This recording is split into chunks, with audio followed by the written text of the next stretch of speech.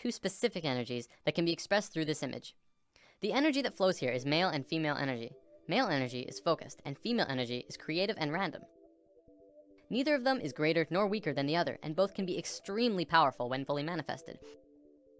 Female energy is the land of unbridled possibilities, creative potential, and affecting the universe from within. Focused male energy takes direct roads from point A to point B. This energy can be as strong as a tank, accomplishing tasks and going where it needs to go with precision and without distraction. The important thing to know about this energy isn't how they move. I'm going to use some super basic sacred geometry to demonstrate this. This is the Fibonacci spiral. We're going to be talking a lot more about it when we dive into the topic. For now, all you have to know is that it starts at 1 and flows outward forever in a very specific way, and is present in all life everywhere. As male energy flows through the spiral, it goes from base point to point, from here to here, to here to here. It doesn't curve, it just goes straight where it needs to be. Female energy, however, would flow in the actual spiral. It would go around, going in and around outside all of the lines, but still getting to the same or similar results. This is the graphic representation of how it flows, but it also acts in the same way. From this understanding, you can see how we use these energies in our lives. It's the difference between driving straight to work and being on schedule all the time, and taking the scenic route because it's a more pleasant ride, even if it means being late. It's baking a cake strictly by what it says in the cookbook, and putting it together with what just feels right. It's getting that promotion for working the hardest, and getting that promotion for coming up with the best ideas. Here's a relatable example. It's the difference between Inception and Sucker Punch. Both about dreams, but one of them being the masculine story of professional men just doing their no-nonsense work, trying to get the job done, and the other being the feminine story that was creative and random and, according to many, didn't make much sense. Both male and female energy, like the chakras, have their own traits. Male energy is linear, analytical, strategic, and practical.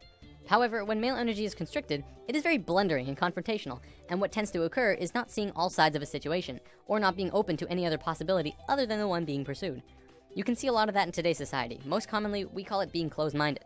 Female energy, on the other hand, moves in curves. It does not stay inside the lines. It is creativity and movement, and expression and emotion.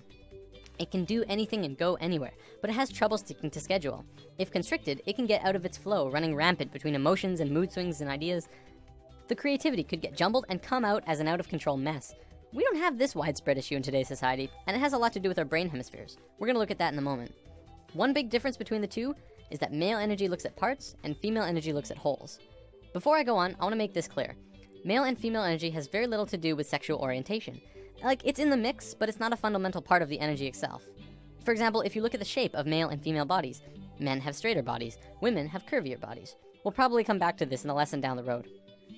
Okay, brain hemispheres. We have 2 of them, and if you remember what you learned in grade 10 biology, this will be familiar. The left brain is the male energy side of the brain. It is orderly, statistical, logical, and mathematical. It sees things in straight lines, rational and practical. The right brain is the female energy side of the brain. It is our creative side, a free spirit. It is passion and experience of taste and feeling, movement and art. As is the same with the energy, the left brain cannot make sense out of the right brain. You cannot put feelings and expressions within boxes. They must be felt to be truly experienced. The right brain, too, cannot make sense about how the left brain understands things. Okay, so as a species, we are primarily left-brained. Well, incredibly left-brained. This basically means that, as a species, we essentially have a male energy imbalance. There is way too much of it. It is dominant and is constricting on the female side of the brain. Now, don't get me wrong, this isn't a bad thing. In fact, it's kind of a blessing in disguise, but we have to talk about some other things first. So, there's nothing wrong with our female energy. We're just not really using it to potential. Our male energy is really messed up, and that's why we're where we are right now.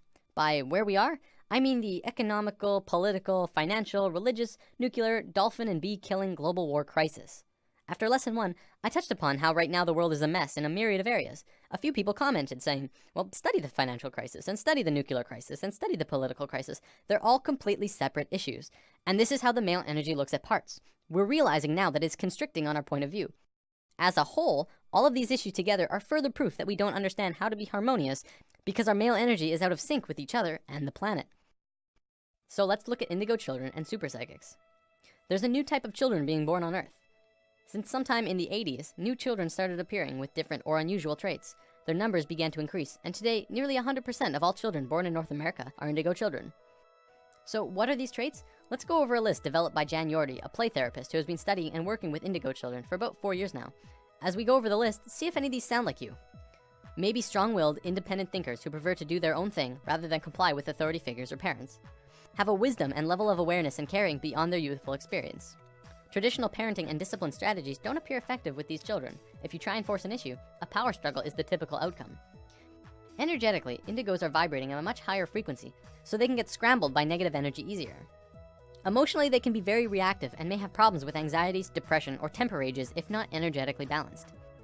Are creative right brain thinkers, but may struggle to learn in a traditional left brain school system. Often, indigos are diagnosed as having ADD and ADHD since they appear impulsive. This is because their brain can process information faster, and they require movement to help keep them focused. Indigos are very intuitive, often psychic, and may hear, see, or know things that seem unexplainable. Indigos may have more problems with food or environmental sensitivity since their system is more finely tuned. When their needs are not met, these children appear self-centered and demanding, although this is not their true nature. These children have incredible gifts and potential and may be shut down when not properly nurtured and accepted. So what's causing this? Well, for one, there are two new DNA blocks being activated within these kids. They are microcephalin and ASPM. Both of these blocks are designed to regulate brain growth, giving the kids a broader spectrum of thinking and a newer way of learning. Because of this, the average IQ of an indigo child is about 140, which is 40 to 50 points higher than the average IQ. We're just learning now that our school system's methods of teaching are becoming outdated. It's because our kids are changing. We're going to look at the broader spectrum of why this is happening in a moment. For now, let's move on to the badassery that is the super psychics. These kids are hardcore. They can do anything, literally. Some can move solid objects through walls with their minds. Some are blind, yet they can see everything around them from a myriad of different screens within their head. There are some who can look at a person and know absolutely everything about a person just from looking at them, including when they'll die. So why haven't we heard about this? You'd think this would be huge in the world. Well, for one, almost all super psychic children are in China, and almost all of the evidence is hardly ever rendered into English, although some of it does make it into the public in China. If you want to learn more about this, the book China's Super Psychics by Paul Dong and Thomas Raphael is a great starting place. Before we wrap up, we totally have to bring this video full circle. What on earth do the new children have to do with male and female energy? Isn't it obvious? Indigo children are directly connected to our species' male energy, and super psychics to our female.